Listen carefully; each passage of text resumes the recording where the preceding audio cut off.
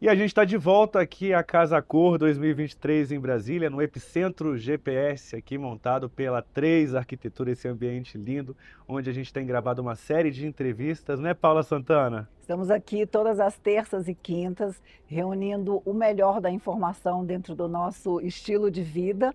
E hoje nós temos aqui uma convidada que a Muito gente gosta especial. muito. É praticamente de casa já aqui da GPS, Maiara Noronha Rocha, nossa querida primeira-dama, bem-vinda. Ah, muito obrigada. Eu sempre agradeço esse espaço, importantíssimo espaço.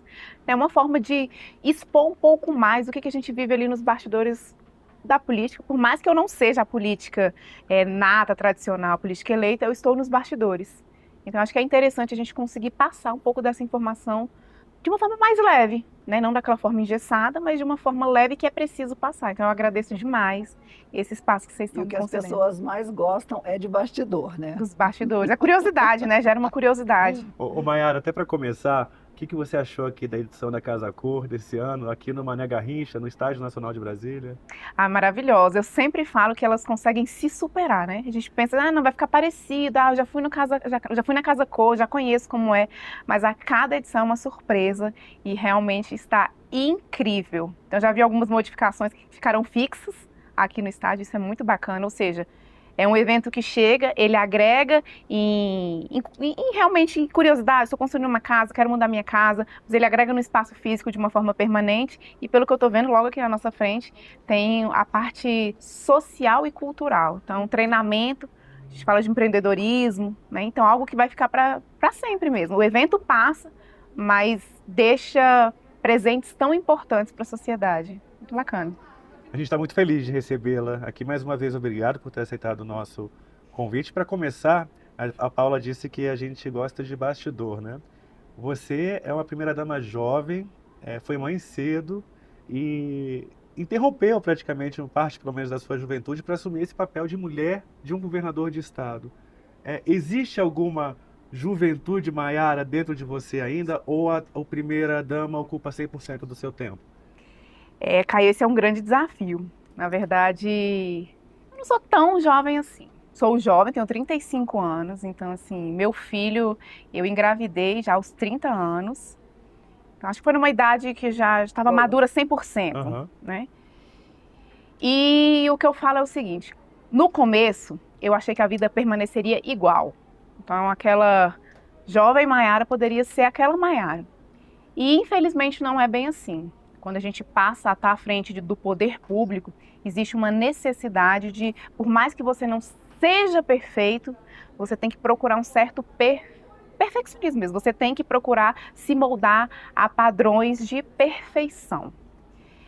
Então eu tento buscar o momento certo para isso. Então é necessário que eu respire. Então muitas das vezes você montar aquele padrão de mulher, de que só trabalha, de que só faz, de que se dedica, uma hora ele também tem que ficar um pouquinho de lado, para você voltar a ser quem você é na sua essência. Então eu sou uma pessoa 100% brincalhona, mas eu tenho que ter o meu grupo específico para isso. As pessoas, elas, quando a gente vive uma era da rede social, então às vezes a sua felicidade pode parecer uma soberba para uma outra pessoa, porque a gente vive numa sociedade em que, obviamente, todos nós temos os nossos altos e baixos, os nossos problemas pessoais, as nossas frustrações, os nossos problemas financeiros. Então, às vezes, você pode passar o fato de você querer mostrar quem você pode parecer ser arrogante para uma outra pessoa que vai te acompanhar. Então, tudo isso eu aprendi com o passar do tempo. Então, nem tudo que eu sou eu consigo mostrar. Então, eu tento também fazer essa conciliação. Também não quero mostrar que eu sou uma máquina. Eu só trabalho, eu só faço isso, eu sou isso. Não. Então, fazer essa diferenciação, para mim, ainda é um grande desafio. Mas para quem me conhece, sabe que eu prezo, sim, pelo meu momento de lazer, já aprendi a diferenciar problemas do cotidiano de trabalho para não ter que levar para casa, para não ter que deixar o peso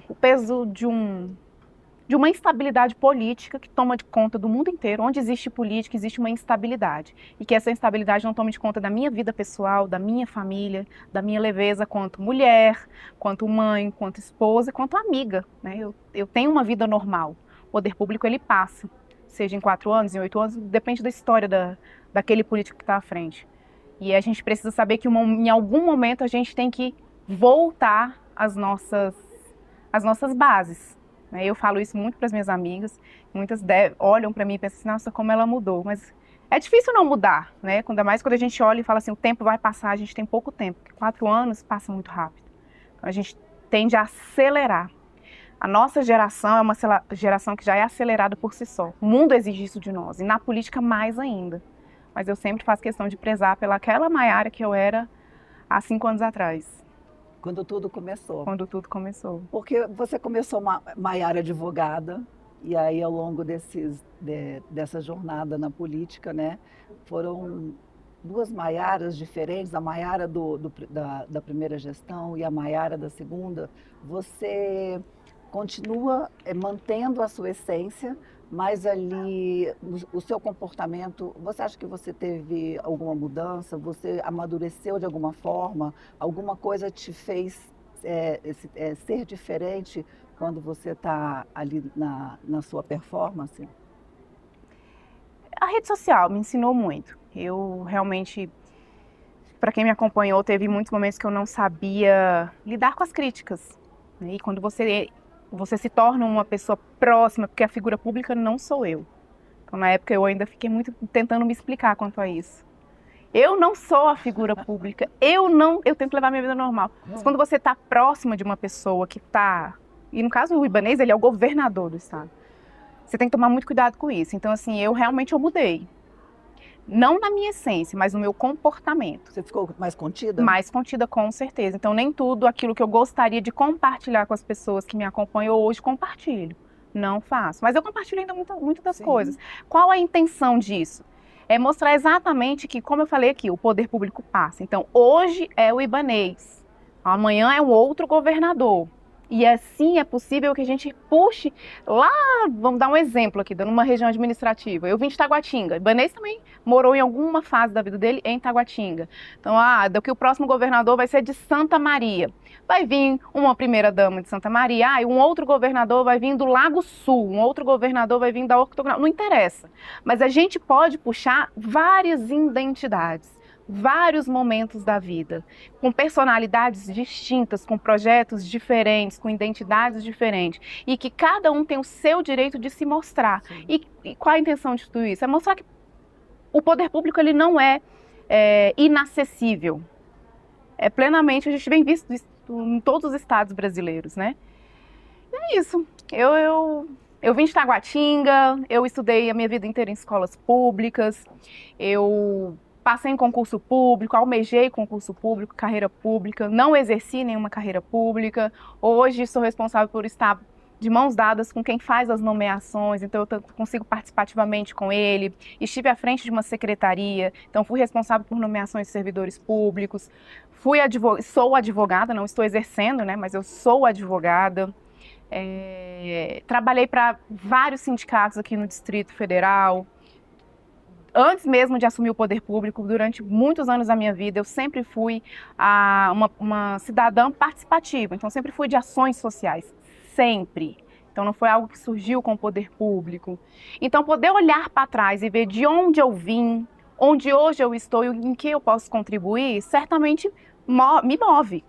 Então, de tudo aquilo que um dia eu reclamei, eu hoje estou do outro lado da moeda. Então, como é que eu posso fazer para tentar contribuir, para melhorar um serviço público que eu reclamei lá no passado? E aí eu volto a falar, o tempo. E é muito importante falar, Caio, porque a gente fala assim, a gente vê os problemas, e aí às vezes eu leio os comentários tanto do jornalista que redige ali uma matéria, quanto de um cidadão que está ali na rede social se posicionando sobre algo que ele acha ruim. E para quem está de fora da política, você é muito ferrenho, falar assim, não é possível, olha esse problema aqui, ninguém está vendo, ninguém resolve. Quando você passa para o poder público, tudo é muito engessado. Então, para você conseguir mudar o buraco que está ali na sua rua, lá no asfalto, você passa por N camadas de um governo, você percorre tantos trâmites burocráticos, financeiros, estruturantes de um governo para fazer por exemplo, aquele buraco daquela sua rua ser tapado, ou vir um recapeamento, ou vir um novo asfalto. Então, assim, eu exijo de mim uma celeridade que nem sempre a máquina pública ela é passível, ela é possível mesmo conceder ali para a população. E aí eu vou entrando em assuntos do governo mesmo, que, enfim. E agora eu tenho uma pergunta para Claro. fazer para ela. Você se sente mais confortável, que você já teve nesses dois momentos, como secretária ou como primeira-dama? Porque as pessoas nem sempre distinguem e nem conseguem identificar a diferença gigante que existe entre essas duas atividades, funções, né? Então, eu estava brincando aqui com o Caio, porque a primeira-dama tem né, uma relevância e um status enorme, muito grande, mas nem sempre consegue, né, ali essa agilidade. E a secretaria não, já é um espaço de tentativa, de ação. Tem né, orçamento, né? um orçamento. verdade. Onde é que você se coloca nessa balança? Porque eu lembro que na nossa última entrevista, né, que aí você falou, olha, no próximo governo eu acho que eu quero ser só primeira-dama. E agora você está somente primeira-dama. E aí, você é a Maiara mais primeira-dama ou a Maiara mais secretária? Ou tem um caminho do meio aí? Ah, tem um caminho do meio. Quando começou lá em 2019, onde eu não tinha a dimensão do que seria, eu achei que eu participaria de ações sociais isoladas. E eu comecei assim. E foi muito importante, foi muito bom e é muito célere. E aí, por ironia do destino, em 2020, abril de 2020, veio a pandemia. Estava tendo uma inconsistência ali dentro do governo. E imediatamente o Ibanez olhou e falou assim, já conhecendo a minha bagagem profissional, ele falou assim, eu vou te colocar lá por um período, até, sei lá, acertar em um outro secretário para ocupar a cadeira definitivamente. Então eu entraria ali como por um período, Foi um uma pedido dele, transição. então. Foi um pedido dele, então. Foi um pedido dele. Uhum. Eu não lembro o dia da semana, mas foi um dia da semana à noite. Uhum. O chefe da Casa Civil estava junto conosco na época e foi imediatamente, saiu no Diário Oficial e tudo começou. Então naquele momento, eu já acreditava na transformação, porque eu me conheço. Quando eu me determino a algo, eu vou até o fim. Mas ele não. Ele, naquele momento, ele achou que seria por um período curto, até achar alguém para ocupar aquela cadeira. Então, eu assumi em meio à pandemia e tudo já começou a acontecer ali. A primeira transformação foi, por exemplo, hoje o que nós temos de ícone no nosso país, não só no Distrito Federal, que é o nosso cartão prato cheio. E por que começou tudo isso? Então, aquela primeira dama que entrou com assistencialismo no governo, entrou numa secretaria onde se fala de políticas públicas. Não se trata de, eu posso fazer, como eu vou fazer, não. É obrigação do Estado conceder o mínimo de dignidade, o mínimo de subsistência mesmo, para um cidadão, para uma família. E naquele momento eu tinha 12 mil pessoas aguardando uma cesta básica, sendo que era proibido aglomerar. Como que ia entregar para essas pessoas? Não existia logística, não existia orçamento suficiente para conseguir abraçar essas pessoas no tempo ágil. Então eu fiz uma força-tarefa junto a todos os órgãos das forças policiais e a sociedade civil. Então, graças à sociedade civil, eu consegui ser esse elo entre o governo e a sociedade civil, e graças à sociedade civil, a gente conseguiu, em 24 horas, todas as cestas básicas. E através de uma força-tarefa, a gente conseguiu entregar todas as cestas básicas. E a partir daquele momento eu olhei e falei assim, é inviável a gente continuar com essa metodologia que existe aqui no Distrito Federal. Não tem orçamento suficiente, não tem braço suficiente, não tem servidor suficiente para a gente atender a demanda da população. Estudamos e criamos esse cartão prato cheio, que leva autonomia para a mãe, então aquela mãe e os chefes de família. Então aquele chefe de família que nunca teve condições de escolher o que ia se alimentar, ele passou a ter essa condição de escolher. O comércio local recebeu investimento do governo. Então, gira a economia. Sim. O comerciante ele conseguiu se contratar. Então, você gerou emprego, você fez circular o orçamento, gerou emprego, deu dignidade para a mãe, para o pai, para o chefe de família, para as crianças que hoje podem chegar, por exemplo, vou levar para a escola através desse momento que eu estou vivendo um iogurte. Então, a gente procura sempre falar ali do balanceamento da nutrição, garantir mesmo a segurança nutricional e alimentar. E não é só alimentar, mas ter qualidade de alimento. Então isso só foi possível através do cartão prato cheio. Então foi um grande gol de placa naquele momento. E a partir dali a gente veio com toda a transformação da assistência social. Então assim, Caio, Paula, quando eu entrei lá nas sedes, a planilha de distribuição de cesta básica ou de informações dentro da secretaria era através de um Excel. Então, alguém digitava lá números e ficava por isso mesmo. Então, eu cheguei levando transparência. Então, a gente realizou pela primeira vez pesquisa, por exemplo, para a população em situação de rua. Então, pela primeira vez, a gente conseguiu, pela primeira vez na história do Distrito Federal, é possível você demonstrar por região administrativa números. Porque não era possível. Alguém preenchia o Excel, não estou falando da credibilidade do servidor, mas estou falando da credibilidade de um sistema de informação. Sim. Né? Então, assim, hoje a gente consegue ter demandas pelas regiões Santa Maria, Taguatinga, por tudo. E por um período, saía a informação de que números alarmantes para a sociedade.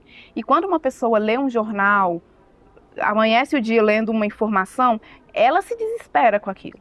E eu digo que realmente a realidade do Distrito Federal e de todos os estados brasileiros e de todos os países do mundo é uma situação alarmante. A gente vem, para quem pode acompanhar aí o mundo inteiro, as informações do mundo inteiro, nos leva a situações tristes mesmo. E a gente precisa encarar isso de frente. E eu também falo que toda gestão, ela só consegue fazer uma grande transformação se ela tiver dados, transparência e números para apontar.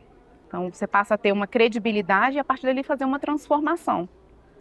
Então, encarei muitos desafios, né? Desafios dos mais diversos, por exemplo. E superou muitos também, né? Superei muitos e muitos ainda estão em andamento. Então, tudo leva um tempo mesmo.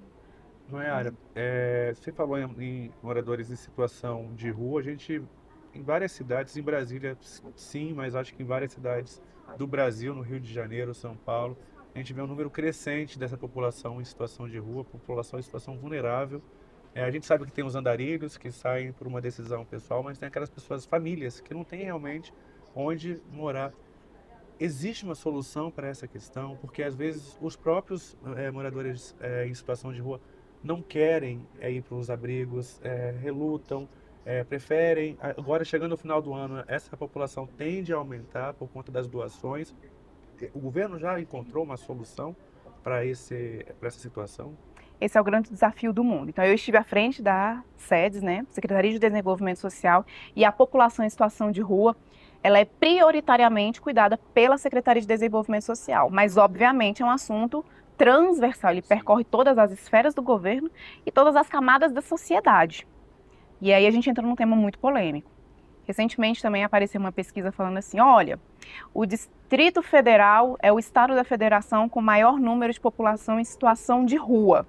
Aí todo mundo... Aí você enlouqueceu. Eu enlouqueci, todo mundo ficou assim, gente, que isso no Distrito Federal? O maior número de população em situação de rua? Eu que estive à frente, na hora eu li e falei assim, não corresponde à realidade.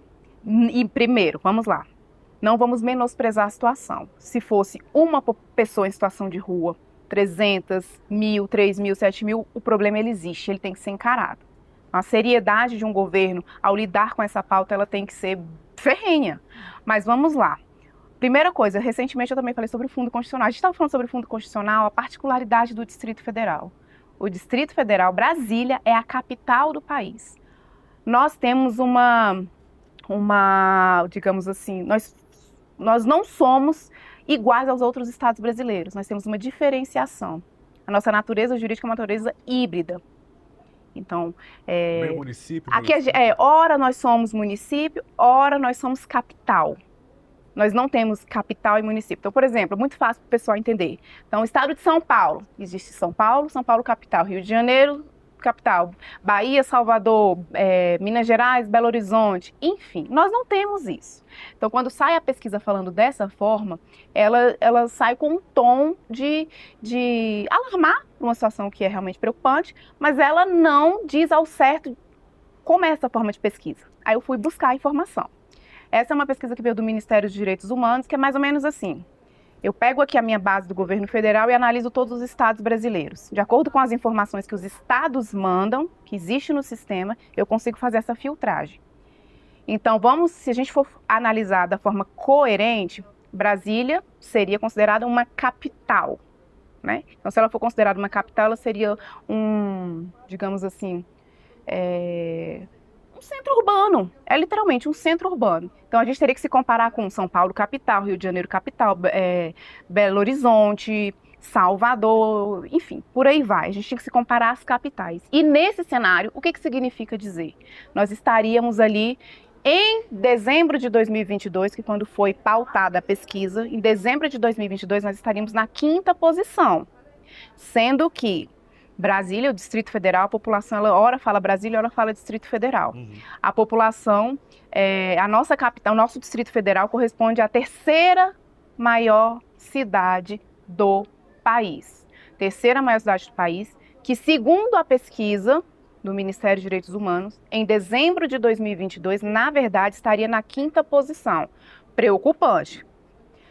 Em 2023, de acordo com as políticas públicas que só foram surgindo com o censo que foi realizado em Brasília, então, ano de 2023, hoje nós ocupamos a 8ª posição no cenário nacional de capitais, porque a gente se igualaria nessa situação de capital, ora município. Então, vamos lá.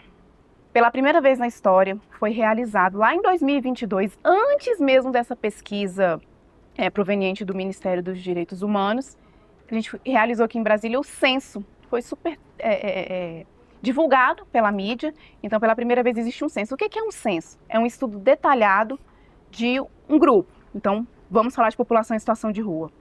Foram ouvidos as pessoas que estavam nas ruas, qual a história, por que você veio aqui, como você chegou aqui, de onde você é, o que está faltando, como resolver o seu problema, tudo foi detalhado. E aí no censo foi apontado um número de 2.900 e tantas pessoas.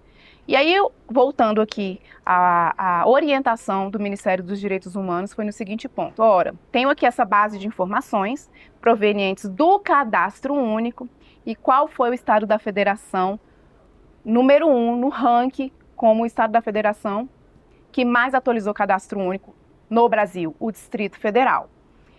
E a orientação foi dele, olha, estados, façam censos, façam pesquisas detalhadas para vocês verificarem qual o problema do seu estado, como resolver essa situação. E o Distrito Federal já havia feito e hoje a gente faz a cada 2 anos. Recentemente a gente viu uma decisão do Supremo se preocupando com a situação da população em situação de rua e falou assim, olha, enquanto não resolve esse problema da população em situação de rua, tanto o governo federal quanto os governos estaduais não retirem os pertences dessas pessoas, não forcem essas pessoas a uma internação, algo nesse sentido. Então, primeiro vocês estudem, se capacitem e vamos resolver o problema da situação de rua. Mas enquanto isso, ninguém mexe. E aí o governo federal está se debruçando sobre o tema, todos os estados estão se debruçando sobre um tema, mas é preciso falar que o tema da população em situação de rua, que acho que é um tema que realmente me preocupa tanto a mim, como cidadã, como primeira-dama, como ex-secretária de Estado, mas preocupa você quando você passa num comércio, você quando reside num prédio e que encontra pessoas em situação de rua ali. Então todo mundo também quer achar uma solução. A familiar de alguém que está lá na rua. Então eu falo que essa é uma problemática que ela cai no colo de todos nós. O governo estadual, ele executa políticas nacionais e estaduais. Quem legisla no nosso país, o nosso Congresso Nacional, tem que estar atento a sempre atualizar. Nós vivemos num mundo dinâmico, onde tudo muda. O nosso judiciário tem que estar também atento às mazelas da sociedade, como resolver isso. Então a gente não pode, por exemplo, internar de forma compulsória. Sim. Você encontra uma pessoa em situação de rua que ela está nitidamente passando está enterrada nas drogas. Ninguém pode pegar de forma obrigatória e colocar numa clínica de reabilitação. Isso não pode acontecer. Então, como que a gente pode resolver isso? Falar de saúde pública, falando de políticas públicas, falando de trato entre a sociedade, como a sociedade civil, ao lidar com essa situação, como ela pode se portar, de que forma ela pode ajudar, como a nossa legislação pode ser coerente com a nossa realidade. Enfim, o que eu quero mostrar não é um assunto em que, por exemplo, o governo local consegue resolver sozinho. O governo local vem tomando muitas atitudes, como as casas de passagem. Sim. Então é a forma que a equipe de abordagem, ela conversa com quem está na rua, ela convence quem está na rua a querer sair daquela situação. Tem que ter o sim da pessoa, tem que ter o aceite. A população pode nos ajudar muito nessa execução dessa política pública. A gente tem, por exemplo, as passagens que fazem com que essas pessoas que venham, nós somos no Distrito Federal, a capital do país. Muita gente vem para cá em busca de tratamento médico, uma oportunidade de trabalho. Quando chega aqui e não consegue a oportunidade de trabalho, fica nas ruas. Então, quando vem o Estado e consegue pagar essa passagem para que ela retorne para o seu Estado, para a sua família. A gente tem a primeira república LGBTQI do país. Ou seja, muitos desses jovens iam parar nas ruas porque a família não aceitava. Então, aquele jovem tem família, mas não tinha o acolhimento. E aí ele passa por uma república. Então, a partir dali, ele consegue ter a dignidade de forma autônoma, levar a sua própria vida, né? Conseguir o seu primeiro emprego e aí, a partir daí, sair da dependência do Estado. Nós tivemos aqui por 3 vezes, se não me engano, 3 vezes, as casas de acolhimento temporário durante o período de frio, por exemplo, a população em situação de rua. Um momento maravilhoso em que, por exemplo, as coordenadoras da Casa Cor pegaram a nossa lista e falaram, olha, quem vocês olham aqui sabem que tem condições de trabalhar na Casa Cor. Isso, né? E elas contrataram durante o período do evento pessoas em situação de rua. Tivemos vários mercados atacadistas que também pegaram as nossas listas, capacitaram pessoas em situação de rua e contrataram nos seus mercados, como para trabalhar no caixa, por exemplo, empacotador. Então, tudo através do quê? De uma credibilidade que se dá para uma ação governamental.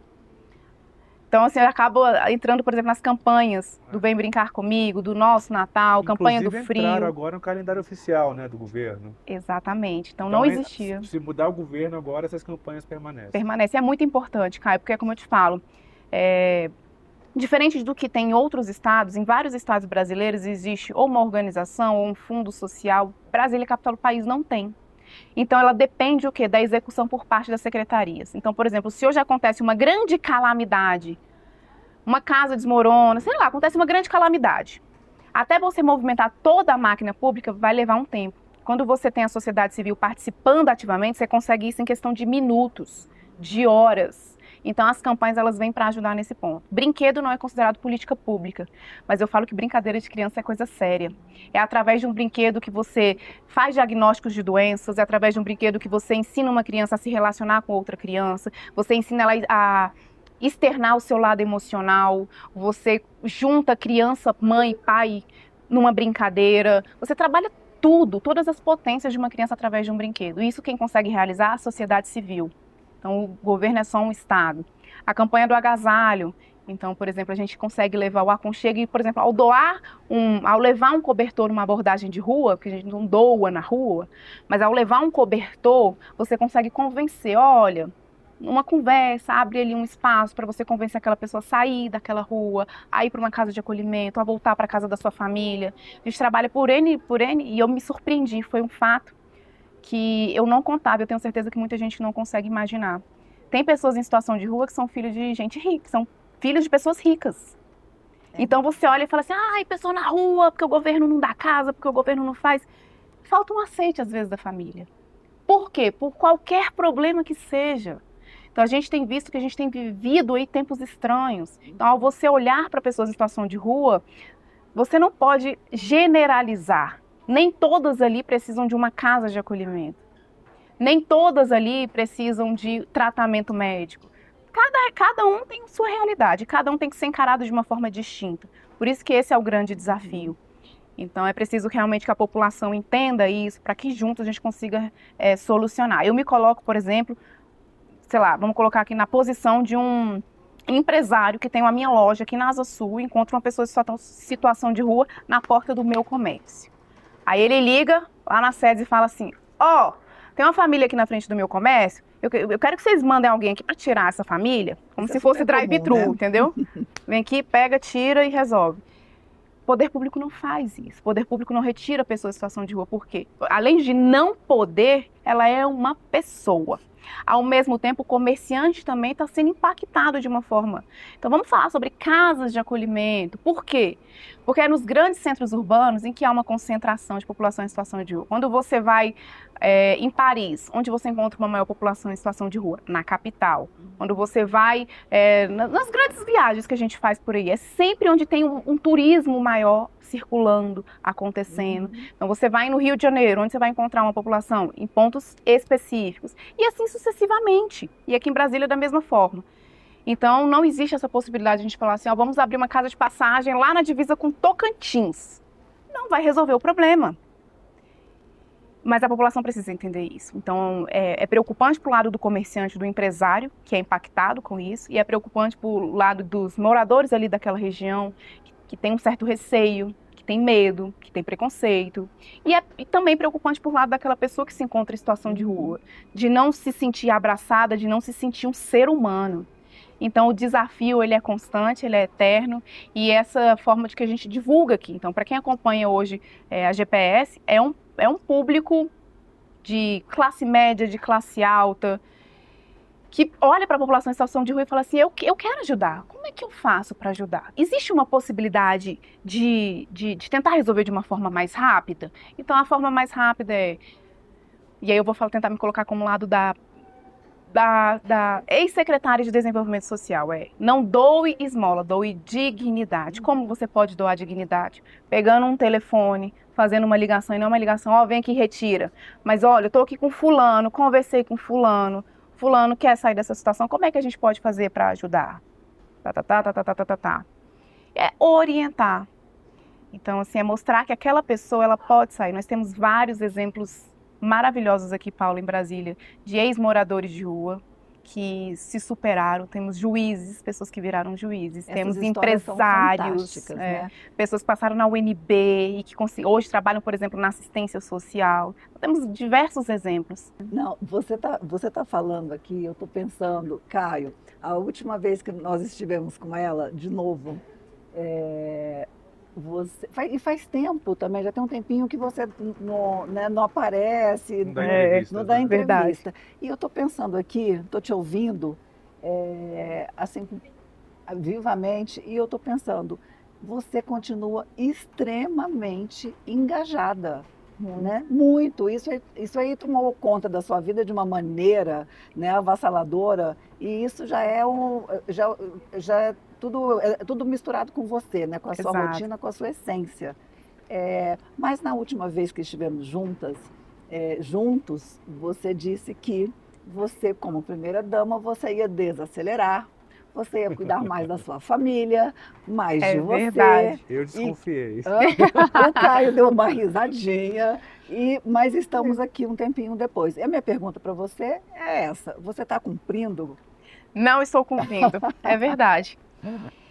Eu saí bem na época, dias antes da campanha começar aqui em Brasília, campanha eleitoral. Eu tinha que sair para poder realmente me dedicar à campanha. Eu não poderia estar na cadeira de secretária fazendo campanha política, né? Eu tinha que sair. E saí, fui para a campanha, e na campanha já foi super agitada, a caravana da dama fez um barulho nessa cidade, foi super bacana. Não, é maravilhoso, vocês no ônibus cantando, a gente fala, essas mulheres não se cansam, tá 12 horas na rua e volta para casa assim. E aí a gente ia no ônibus, era uma diversão, mas era um momento também de troca de informação, porque a gente tinha que descer do ônibus e conversar com as pessoas, apresentar tanto o que já tinha sido realizado na região, mas as propostas do futuro. Então foi bem bacana. E aí quando terminou, ganhou o primeiro turno, uau, maravilhoso, falei, agora eu vou desacelerar, agora eu vou voltar um pouco mais para minha casa e tudo. Só que eu não consegui parar 100%. Hoje eu consigo dar prioridades, então, por exemplo, eu consigo movimentar minha agenda para certo dia eu não trabalhar e conseguir cuidar de algo mais pessoal. Mas eu não consigo hoje me ver uma pessoa zen, parada. Eu acompanho muito, eu sou muito da rede social, Ibanez não é. Então, assim, Ele briga com você? Não, mas por exemplo... Você briga com ele? Eu brigo com ele, o dia já amanhece. O dia amanhece, eu já estou passando ali as informações. Então, por exemplo, ele é do jornalismo. Amanhece o dia e eu acordo antes, porque eu levo o Matheus, por exemplo, na escola. Então, quando eu acordo, eu já vou vendo tudo. Você vai para o Instagram. Instagram, jornal, tudo, né? Eu recebo as notícias do clipe, dia, né? o clipe, tudo. Então eu analiso tudo e sou das redes sociais. Então já entrei na rede social, já vi tudo que está acontecendo, de crítica, de comentários, de tudo. E aí, quando ele acorda, eu deixo acordar, não vou acordar ele assim, né? Quando ele fala assim, bom dia, amor. Bom dia. Amor, você viu isso? Não sei o que, não sei o que. Aí ele fica, meu Deus do céu, eu faço a cobrança das regiões também. Então eu levo muita informação para ele sobre uma outra ótica, né? Sobre uma outra perspectiva, sobre um outro olhar. E eu acho que para ele é muito interessante. Antes ele não gostava. Antes ele me freava. Por vezes ele me freou. Só que como ele foi vendo que o diagnóstico aqui era certo, o tempo foi passando, ele foi, ó, Maiara tinha falado isso. Maiara tinha falado isso. Hoje ele já não reclama. Hoje ele me escuta. Ele não me dá aplausos, falar a verdade, mas ele escuta. Primeira dama, deixa eu aproveitar esse tema, que é uma curiosidade que eu acho que a Paula também tem, eu acho que você que está assistindo a gente também pode ter. Política, ela é naturalmente um ambiente de interesses, de pessoas que se aproximam para tirar proveitos, para ganhar benefícios, né? E, obviamente, a mulher tem aquela sensibilidade de perceber Exato. quem é que está ali realmente por fidelidade, por realmente acreditar no projeto e quem não está.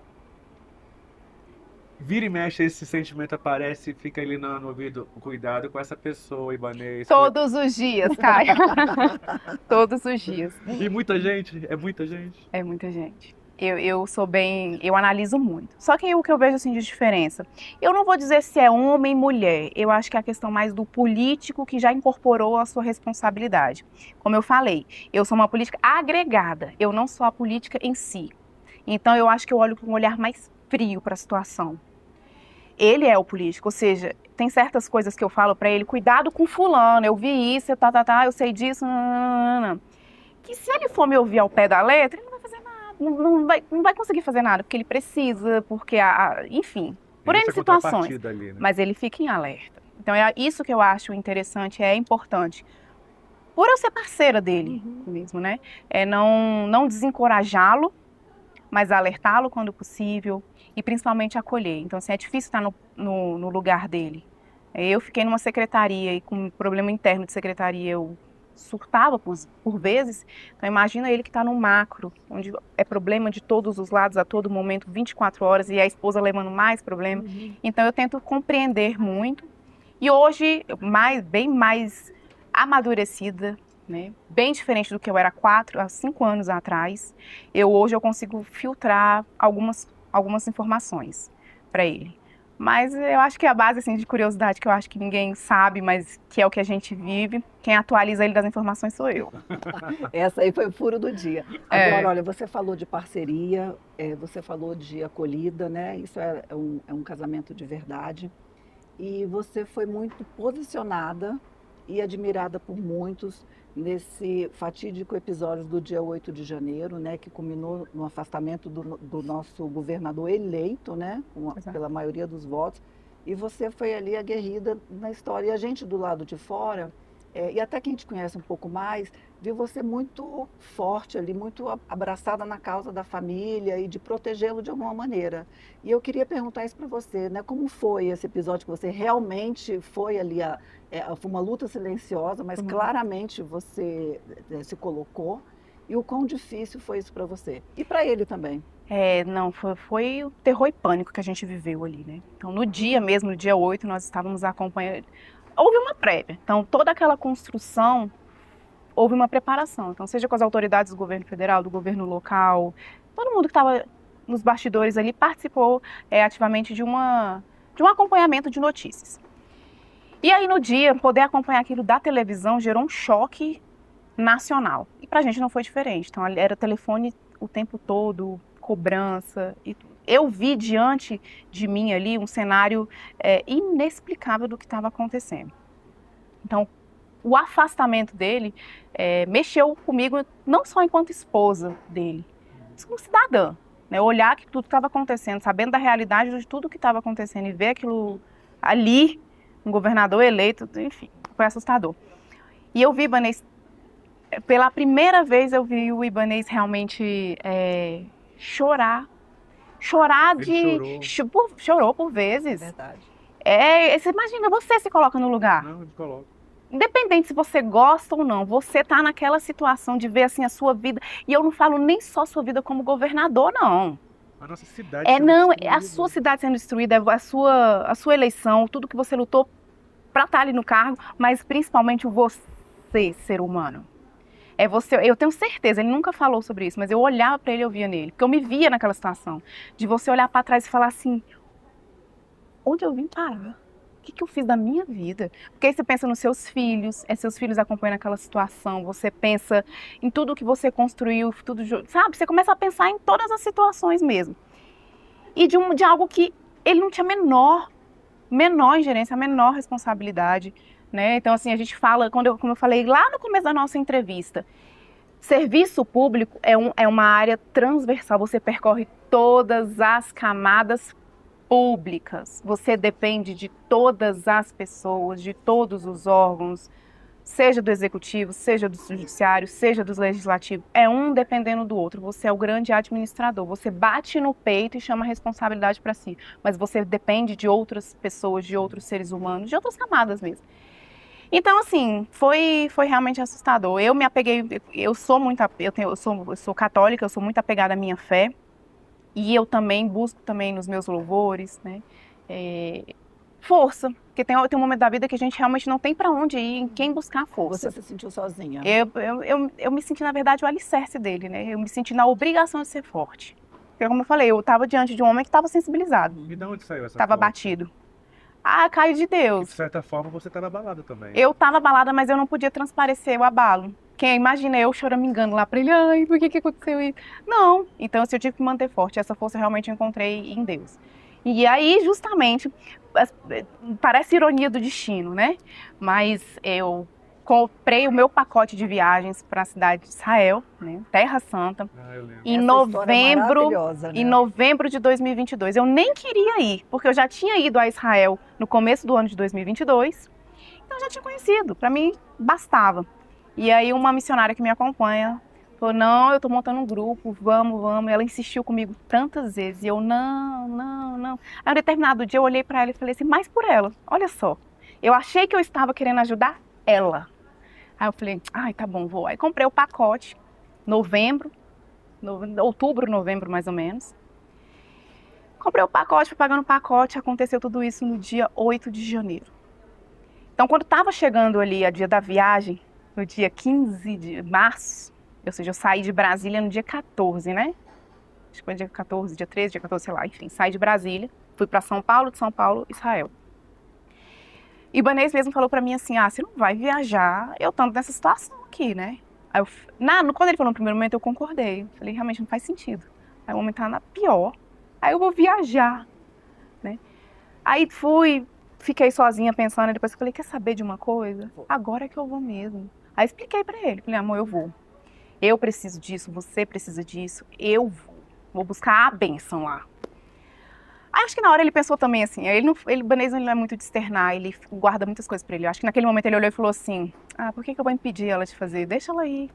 E fui pra viagem. Como foi? Gente, eu botei o pé em Israel. Primeiro que em São Paulo, o meu pé, eu não cheguei a torcer o pé. Algo aconteceu que meu pé eu não conseguia pisar. Tanto que eu tive que andar com a ajuda das pessoas, eu não conseguia pisar no chão. Postei até na época uma foto dentro do avião com um pacotinho de gelo que a aeromoça deu, botei no pé. Eu achei que essa viagem não iria ser péssima, porque eu ia chegar lá, não ia conseguir andar, e tudo lá é andando.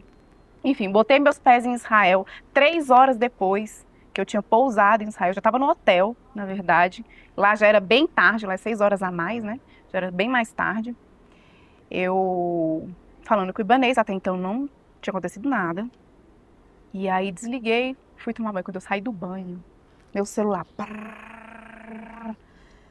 Aí eu olhei, aí o Ibanez mandando a mensagem, eu vi várias pessoas, eu fui na dele primeiro. Quando eu vi várias pessoas, eu já imaginei que tinha acontecido alguma coisa pior. Eu pensei em pior. Aí eu botei lá, aí ele tava assim, amor, graças a Deus, deu certo. Ai, gente. Menina, na hora, eu fui pra janela do hotel, eu tava sozinha no quarto. Aí eu fui pra janela do hotel, olhei aquela cidade brilhando, assim, falei, meu Deus, eu não acredito. Só que na hora, eu só fiquei feliz, assim, de feliz. Eu não tinha entendido ainda que era 15 de março, que em Brasília era 15 horas da tarde. Eu não tinha entendido nada disso. 15 horas. Que número dele de 3 campanha? horas. O número dele de 15 campanha. Então, o número 15, às 15 horas da tarde de Brasília, do Brasil, né? Tudo 15 voltando. Horas, e 3 horas da manhã é uma hora muito mística. É a hora da misericórdia, né? Para quem é cristão sabe que realmente tem muita força, tem muito poder aí. Quando eu vi tudo isso, eu falei, tá aí a resposta, eu precisava pisar aqui. Aí vem a história do pé lá no aeroporto, por que que meu... Sabe? Eu sei que tem muita gente que não acredita nisso. Eu sei que tem muita gente que não acredita nisso, mas eu vivi isso. Então, assim, eu tive outros episódios na minha vida em que a minha fé foi testada até o último instante. Quando você insiste em algo, alguma coisa que você fala assim, não vou fazer isso, mas você vai e insiste. Eu acho que é a hora que Deus mais se agrada.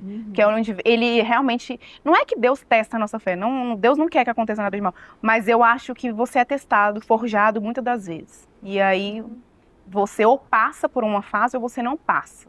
Você fica naquela mesma fase. Enfim, deu super certo. E aí eu passei uma viagem toda feliz. Né? Foi o primeiro, era uma caravana. Não deu vontade de voltar? Não deu vontade de voltar, porque assim, eu tinha que viver até o último instante. Sim. E aí eu fui a primeira a testemunhar, era um grupo, né? E aí eu fui a primeira a testemunhar. Ou seja, você edifica a fé de outras pessoas. E é isso que a gente vive no governo todos os dias, a todo momento. Você vai edificando fé. Quantas das vezes eu recebo várias mulheres, várias, seja presencialmente, nos eventos que a gente vai, nas redes sociais, relato de mulheres que falavam assim, Maiara, olha, eu sei que a sua situação não é igual à minha, mas eu olho para você e vejo que, por exemplo, você não precisa de passar por muitas situações e você faz questão de passar. Então, assim, a partir do momento que eu passei a te acompanhar, me deu vontade de estudar, me deu vontade de terminar meu 2º grau, me deu vontade de trabalhar, como é que eu faço, e procuro informações. Então, assim, eu sei que é um número pequeno, numa margem grande que nós temos de pessoas, principalmente mulheres em situação de vulnerabilidades emocionais, financeiras, as mais diversas. Mas se eu conseguir transformar a vida de uma única pessoa, para mim já é impactante. Então, você consegue imaginar, enquanto eu estive nas sedes, quantas famílias eu consegui. Eu falo que eu consegui, porque eu sei que, na verdade, é uma equipe de servidores. Mas sob a minha liderança, sobre a minha batuta, eu puxando eles me puxando, eles me orientando, eu levando a informação para o Ibanez. Então, através dessa união, quantas famílias a gente conseguiu transformar aqui no Distrito Federal? Tem muitas outras que precisam, mas quantas já passaram e hoje já resgataram a sua autonomia familiar? Então, eu agradeço muito a Deus a oportunidade de estar ali, de ter essa condição de estar com o Ibanez à frente da cidade que eu nasci, que eu cresci, que eu moro e que meu filho nasceu e que meu filho vai crescer. Então, a gente olha para o nosso momento de agora, mas quando você passa, eu virei mãe, justamente também.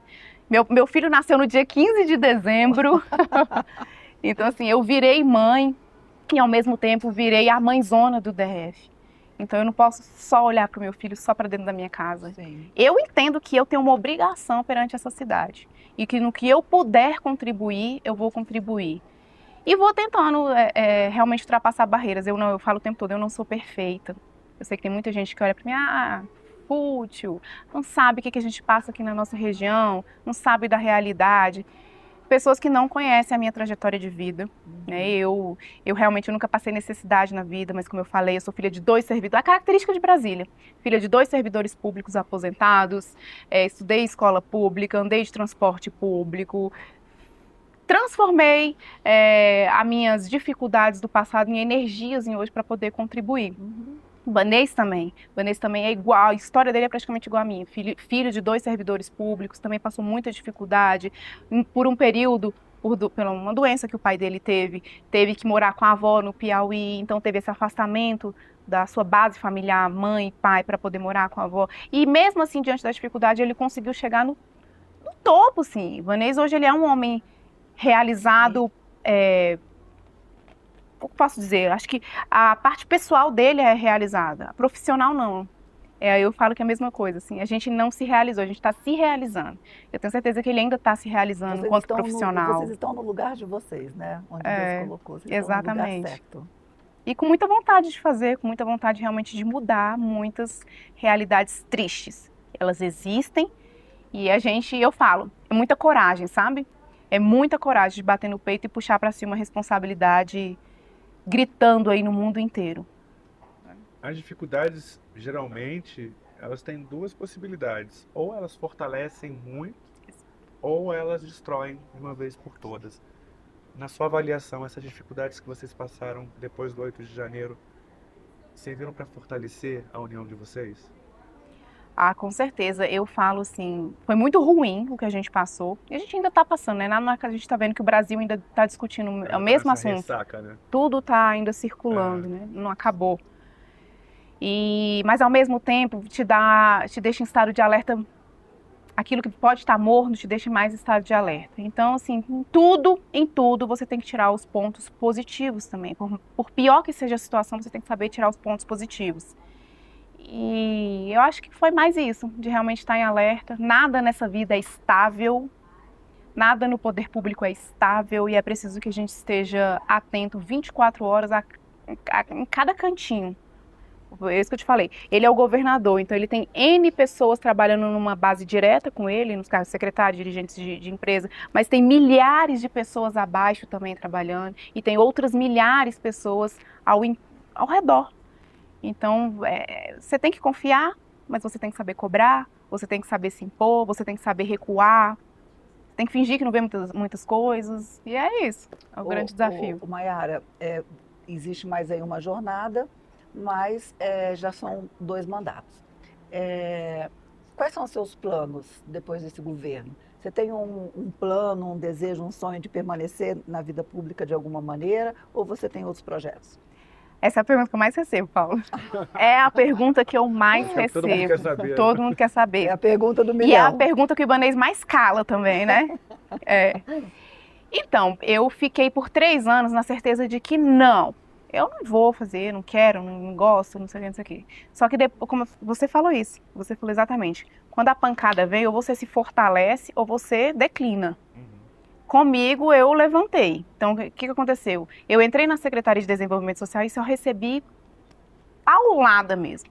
Naquele momento, eu me ergui, me fortaleci, tomei coragem de encarar pessoas, determinadas críticas, me posicionar quanto a isso. Então, hoje eu trago comigo essa questão de me posicionar, porque eu vejo que muitas vezes saem informações erradas, truculentas. Então, aprender a passar informação para a população. Então, de repente, quando eu estava na secretaria, que eu saí, eu olhei e falei assim, se eu assumir uma secretaria, eu acho que eu consigo encarar outras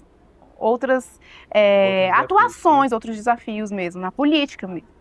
Mas, ao mesmo tempo, tudo depende. Eu não sei. Eu confesso que eu não sei. Eu gosto de estar ali do lado. Por quê? Porque eu não tenho também a obrigação. Se hoje eu quiser, eu vou. Se eu também não quiser, eu não vou. Então, isso para mim é tranquilo. E eu consigo exercer outras coisas na minha vida particular. Eu tenho outros sonhos particulares. Eu sou mãe. Então, quando você passa por uma cadeira de um poder público, seja ele lá no legislativo ou no executivo, onde for, você tem que pausar a sua vida para se dedicar 100%. Não é como um trabalhador comum, você escolhe a sua carga horária, né? Então, tudo depende mesmo. Assim, hoje, Mayara, mas hoje você já se posicionou se você quer? Não, eu não me posicionei. Acho que tudo depende aí do que vem acontecer. Primeira dama, eu já levei um puxão de orelha aqui danado. Do tempo. Acabou o nosso tempo. Sempre assim, a gente sempre tem essa novela quando a gente conversa com ela. Quando a conversa vai. E a gente, quando vê, já passou quase 1 hora de... Não, e ela tá uma lindeza, né? A gente sempre, né? Combinando aqui com o cenário. Os meninos estão aqui, os arquitetos estão aqui. Combinando bem com o cenário. Aliás, eu gostaria muito de agradecer mais uma vez a sua vinda aqui na Casa Cor, sua presença aqui no Epicentro GPS da 3 Arquitetura. Essa lindeza, né? Verdade. Que a gente, eu não canso de vir aqui. Cada vez que eu venho aqui, eu fico apaixonado por um detalhe diferente do projeto. Queria muito agradecer pela sua amizade, pelo seu carinho com o GPS. A gente sempre fechando parcerias interessantes em prol da cidade, com o GPS Foundation também. E a gente espera que esses projetos cresçam cada vez mais e que sua atuação em prol da nossa população, principalmente a mais vulnerável, seja cada vez mais crescente também, para que a gente saiba que ela está sendo acolhida, que o poder público está percebendo ali esse problema, né? Que é de todo o Brasil, especialmente aqui em Brasília também. Paula.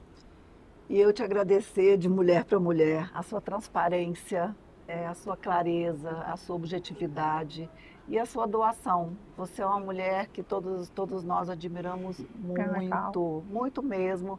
E sabe por quê? Você é genuína, É. né? E nem todas as pessoas são assim. Então, mesmo você tendo que se preservar por um ou outro motivo, você ainda mantém a sua essência, né? Você sabe para onde você volta todos os dias, que é para sua casa, para sua família.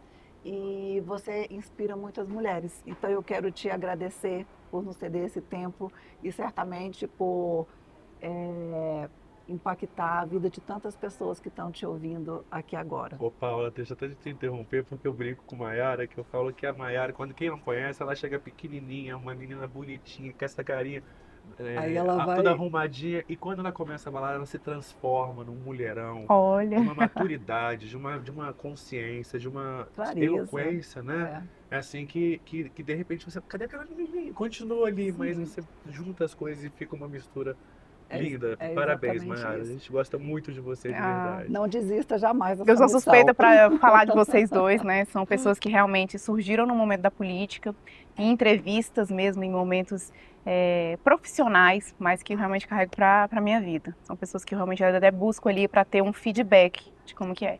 E aí eu quero dizer também que já tem mais de um ano que eu não dou nenhuma entrevista, então estava um pouquinho engessada, Olha, nervosa aqui. Acho que é normal de quem está longe aí das câmeras há um tempinho, mas eu acho que eu consegui passar um pouco literalmente dos bastidores, né, do que está sendo agora, há um ano depois da eleição, e como que eu quero permanecer e contar com vocês, principalmente nessa abertura de comunicação com a população. conte conosco, É. conte conosco. Sempre. Deus te abençoe Amém. Muito obrigada pelo abundantemente. espaço, que abençoe Amém. vocês também. Que GPS Foundation consiga avançar com a gente aí nessas situações mais vulneráveis do Vamos, Distrito Federal. continuaremos juntas, Vamos certamente. lá. Sem dúvida. E você gostou dessa entrevista? A gente amou a sua presença, a sua audiência. A gente espera você nas próximas. Até mais. Tchau.